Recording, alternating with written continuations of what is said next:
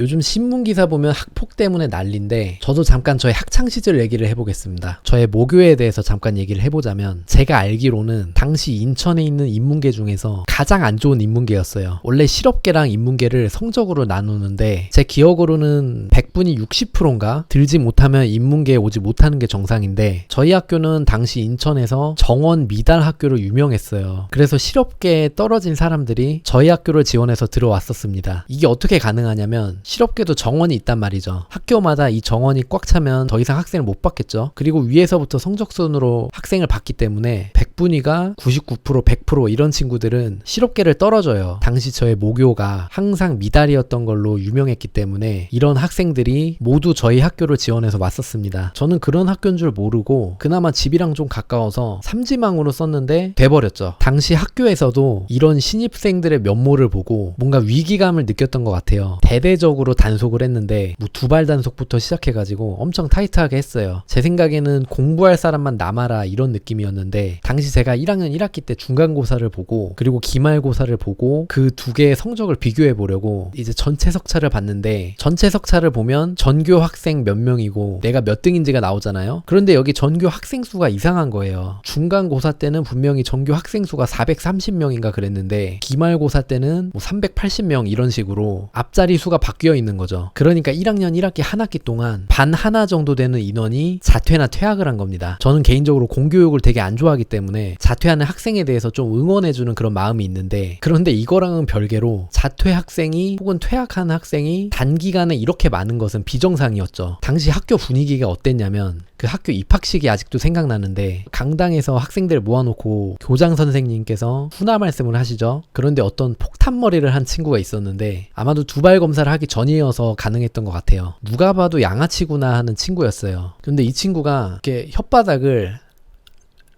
이렇게 해가지고 침방울을 뽁뽁 이렇게 튀어나가게 해서 이제 앞에 서 있는 친구의 등에다가 그 침방울을 계속 뿌리는 거예요. 그러니까 입학식이 끝날 때쯤 되니까 그 앞에 있는 친구의 등은 완전 침범벅이 됐죠. 그러니까 입학식 때 주변에 최소 10대 명은 그 광경을 보고 있었는데 한 명도 왜 친구 등에다가 침을 뱉냐 이런 말을 못했어요. 저는 바로 옆에 있었는데 되게 무섭더라고요. 그러니까 침을 사람을 향해서 뱉는다는 그 개념 자체가 없었기 때문에 사람한테 아무렇지도 않게 침을 뱉는 사람이 있구나. 나한테 침을 뱉으면 어떻게 해야 되지? 뭐 이런 생각을 했었죠. 그냥 비겁한 겁쟁이였죠. 그리고 이런 친구들은 절대 자기 물건을 갖고 다니지 않아요. 가방은 빈 가방만 들고 다니고 모든 교과서 체육복을 빌려 썼습니다. 한 번은 소지품 검사한다고 물건을 다 끄집어낸 적이 있는데 교과서에 이제 자기 이름을 쓰잖아요. 그런데 단 한 권도 자기 이름 써있는 책을 갖고 있지가 않더라고요. 그러니까 이런 애들은 자기 필요한 물건이 있으면 그냥 남의 반에 들어와요. 남의 반에 들어와서 뒤에 관물대, 사물함 있죠. 반마다 뒤에 사물함이 있는데 그걸 하나 둘 그냥 엽니다. 하나 둘 열어서 내가 필요한 게 있으면 그냥 들고 가요. 그러니까 몰래 뭐 훔쳐가고 그런 개념이 아니고 그냥 집어가요. 그러면 사물함 주인은 발을 동동 구르면서 멀찌감치서 지켜보고 있죠. 왜 남의 물건을 가져가냐 그러면 바로 귀싸대기가 날라옵니다. 저는 당시에 와, 내 사물함 아니어서 다행이다. 내 번호가 앞번호가 아니어서 다행이다. 이런 생각을 하고 있었죠. 아직도 기억나는 게 1학년 때 저희 반이 복도 맨 끝에 있었는데 복도가 이렇게 일자로 있죠. 그리고 저희 반이랑 복도랑 중간에 어떤 틈이 있었는데 당시 좀 착한 선생님의 수업이 있다고 하면 그 전 쉬는 시간에 각 층에서 흡연자들이 다 글로 몰려옵니다. 그러면 복도가 교실까지 담배 연기로 꽉 차는데 지금도 생각나는데 선생님이 수업 들어오시면서